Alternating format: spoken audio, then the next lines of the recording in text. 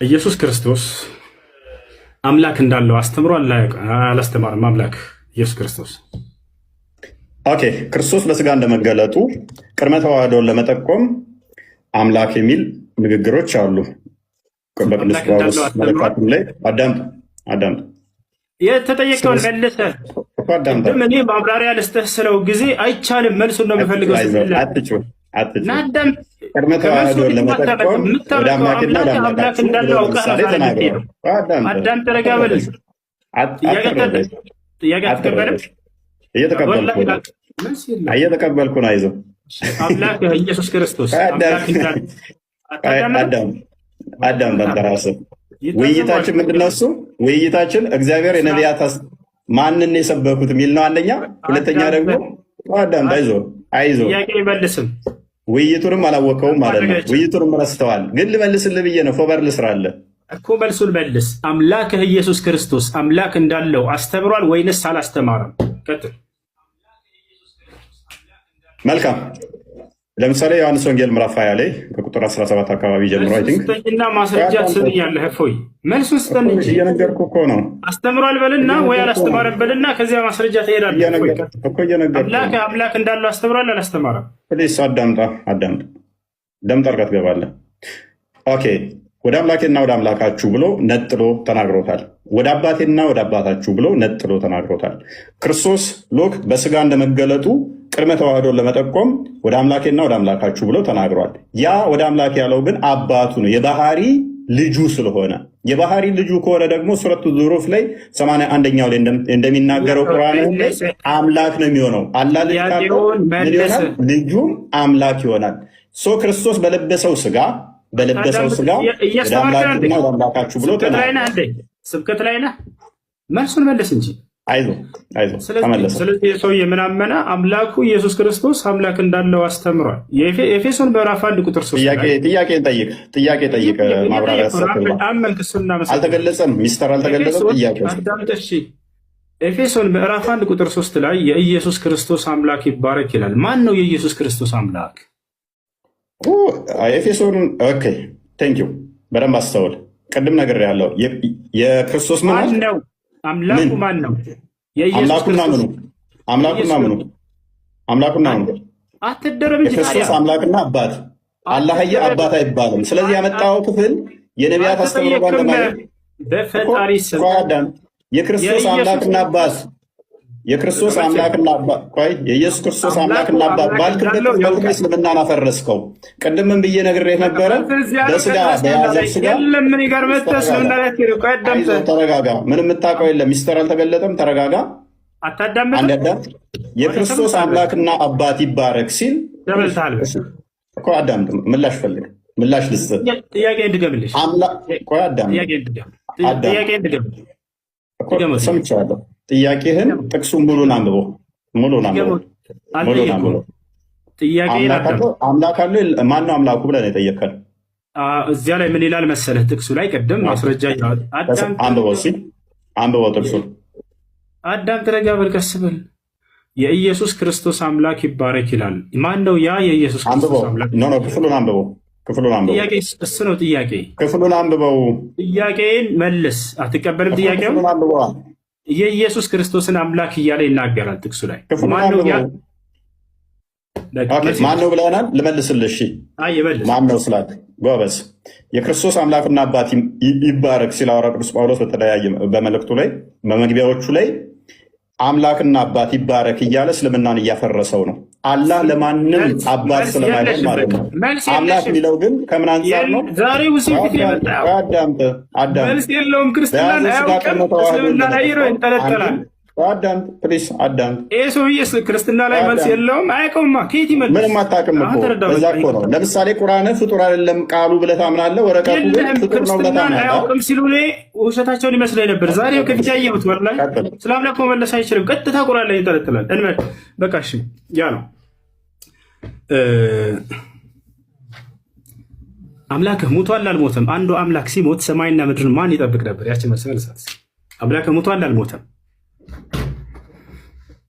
መለኮት የሚሞት አይደለም።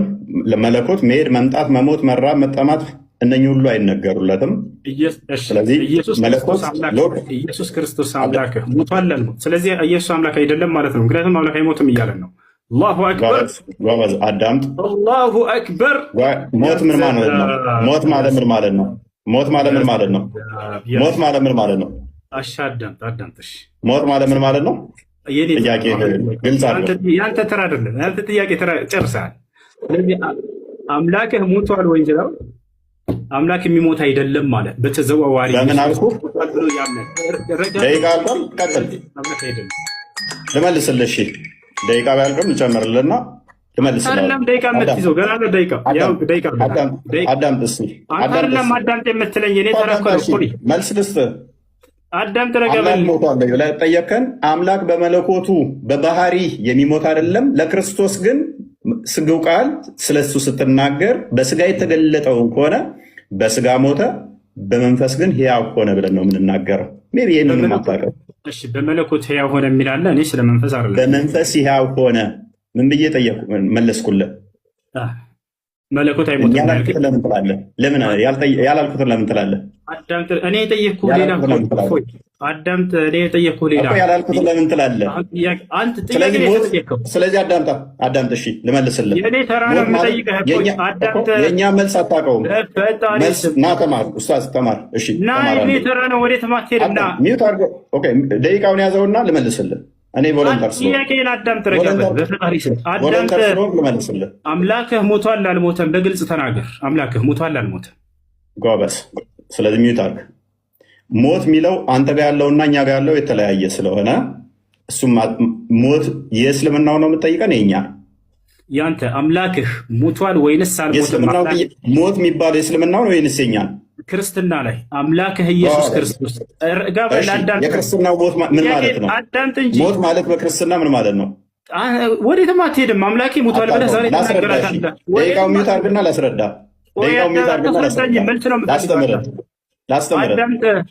ላስተምርህ። ጥያቄው አትሽፎይ። አምላክህ ኢየሱስ ክርስቶስ ሞቷል ወይንስ አልሞተም? መልስ። ይሄን በስጋ ሞተ በመንፈስ ሕያው ሆነ ብለን እናምናለን።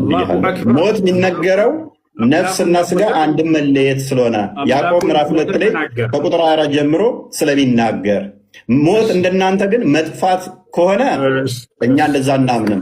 ስለዚህ ማን ያስተዳደር ነበር ምናምን መለኮት ለቅጽበት እንኳን መሞት ወይንም መለየት የለበትም ማለት ነው። ዮሐንስ ወንጌል ምዕራፍ 1 ላይ ቁጥር 18 ላይ በአብ እቅፍ እንዳለ ይናገረናል። ክርስቶስ በስጋ እንኳን ተገልጦ አንደኛ ቆሮንቶስ ምዕራፍ 15 ቁጥር 17 ላይ ክርስቶስም ካልተነሳ እምነታችሁ ከንቱ ናት፣ እስከ አሁን ድረስ በኃጢአት ላይ ናችሁ እያለ ይናገራል። አንደኛ ቆሮንቶስ ምዕራፍ 15 ቁጥር 14 ላይ ክርስቶስም ካልተነሳ እንግዲያስ ስብከታችን ከንቱ ነው፣ እምነታችሁም ደግሞ ከንቱ ነው ይላል። የክርስትናን እምነት ከንቱ መሆንና ለመሆን መሰረት ያደረገው የክርስቶስ መነሳት ላይ ነው፣ ትንሣኤ ላይ ነውና ኢየሱስ ክርስቶስ ከሙታን ሲነሳ ያየው አንድ የሐዋርያ ምስክር አለ ወይንስ የለም? ኦኬ እዛው የጠቀስከው ምዕራፍ ላይ ሜይ ቢ አንደኛ ቆሮንቶስ ምዕራፍ 15 ነው የጠቀስከው። እዛው የጠቀስከው ምዕራፍ ላይ ከቁጥር 1 ጀምረህ አላነበብከውም ወንድማችን። መጽሐፍ እንድታነብልኝ አይደለም አትረብሽ። መጽሐፍ እንድታነብልኝ መጽሐፍ ላይ ምስክር ልሰጥህ እኮ ነው፣ ላነብልህ ነው። ጥያቄውን መልስና ማስረጃ ከዚያ ታነሳለህ። እንደሱ እኮ ነው የሚደረገው። ቆይ የኔ ደቂቃ ነው፣ የኔ ደቂቃ ነው። አንድ ደቂቃውን ራሱ ጭማሪ ሰጥቻለሁ። የኔ ደቂቃ ነው። አዳምጠኝ። 11 ደቂቃ ደርሷል ጭማሪ። አዳምጠኝ። የኔ ደቂቃ ነው። የጠቀስከው ጥቅስ ቁጥር 1 ላይ አላነበብከውም ማለት ነው። አላህ ለምሳሌ ኢሳን አስመለጠው ሲባል ማንም ያየ የለም፣ ማንም ያየ የለም። አምልጧል ብሎ ያምናል። እኛ ግን ምን እናምናለን? ምስክር እንዳለ እዛው የጠቀስከው ምዕራፍ ላይ ልመታህ እኮ ነው። አንተ በጠቀስከው ምዕራፍ ላይ ሲጠየቅ ጊዜ አላህ መሐመድ የለም። አይ ኡስታዝ እሱ ኤኒዌይስ ኮንክሉዥን እንስት እና ኢየሱስ ክርስቶስ ከሙታን ሲነሳ ያየው አንድ ሐዋርያ የለም። ዮሐንስ ወንጌል ምዕራፍ 20 ላይ አንድ በል እዚሁ የጠቀስከው ምዕራፍ ላይም ሰጠው።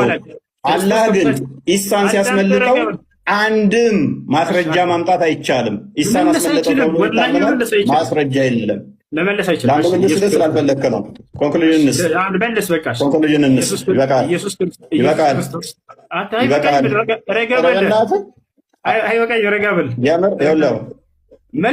ጭማሪ ራሱ 10 ደቂቃ ያው እኔ ይዣለሁ፣ አሳይሃለሁ። ያው ስንት ደቂቃ? 9 ደቂቃ 10 ደቂቃ እየሆነ ነው። አንተ ጥሩ ትቀልዳለህ። አንተ ኡስታዝ ይመችህ።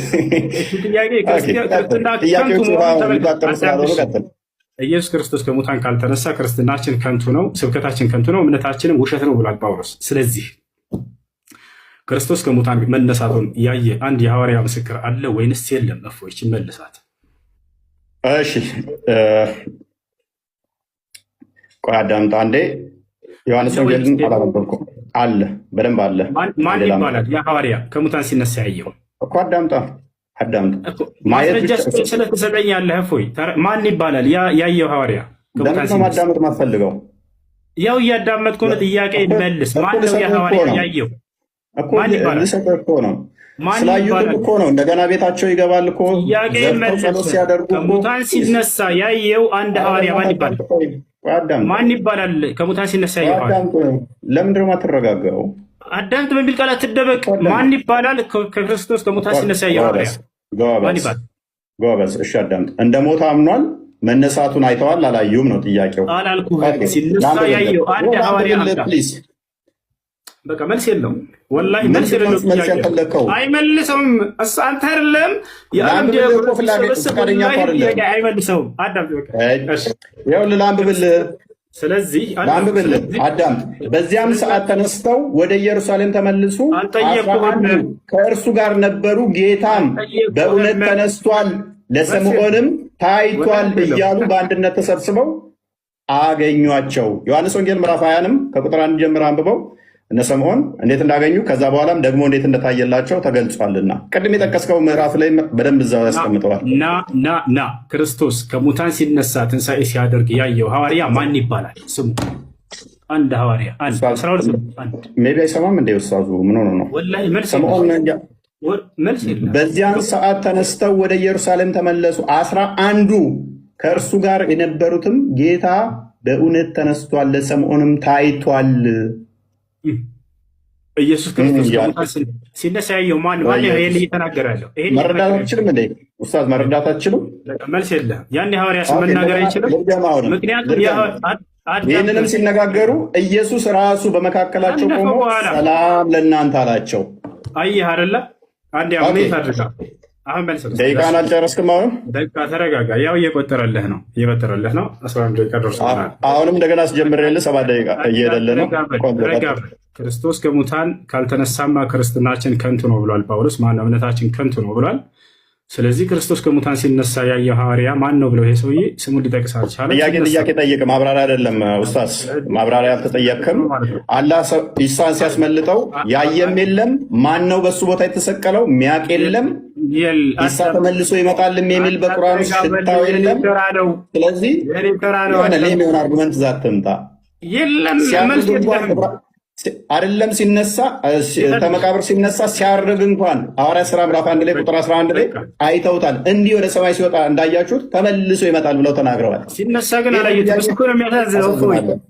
ወላሂ ሲነሳ ደግሞ ከተነሳ በኋላ ነው። አየህ፣ ሲነሳ ግን አላየሁትም አይደል? ይሄን ታምናለህ? ሲነሳ ግን አላየሁትም። ጎበዝ በደምብ አላየሁትም እኮ ተነሳ አይደለም። ዮሐንስ ምን አለው? እንትናን ቶማስ ምን አለው? ጎኔና እይ አለው አይደለ? የተወጋውን ተነስቶ ሲነሳ ግን ቀብረውት ነበረ። ይኸው ተነስቷል። ጎኔን የተወጋሁትን እይ አለው። ላንብብልህ አዳምጥ። በዚያም ሰዓት ተነስተው ወደ ኢየሩሳሌም ተመለሱ። 11 ነው ከእነርሱ ጋር የነበሩት። ጌታ በእውነት ተነስቷል፣ ለስምዖንም ታይቷል።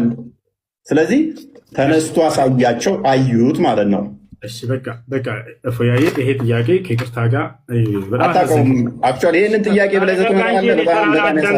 በጣም ያሳፍራል። ይህንን ጥያቄ ብለህ ዘህ መምጣት ጥያቄ ብለህ ዘህ መምጣት አዳምጥ እንጂ እኔ ደቂቃ እኮ ነው። እፎይ ረጋ ብል በቃ ጥያቄ ብለህ ዘህ መምጣት ዮሐንስ ወንጌል ምዕራፍ 20 አንብበው። ለማንኛውም ሽቶ ይዘው ወደ መቃብሩ ጋር ሲሄዱ ተነስቶ ያገኝተውታል። ከመቃብር ተነስቶ መቃብሩን ድል አድርጎ ተነስቷል። የኔና የአንተም ጌታ ባታምነው ተነስቷል። ክብር ለክርስቶስ ይሁን።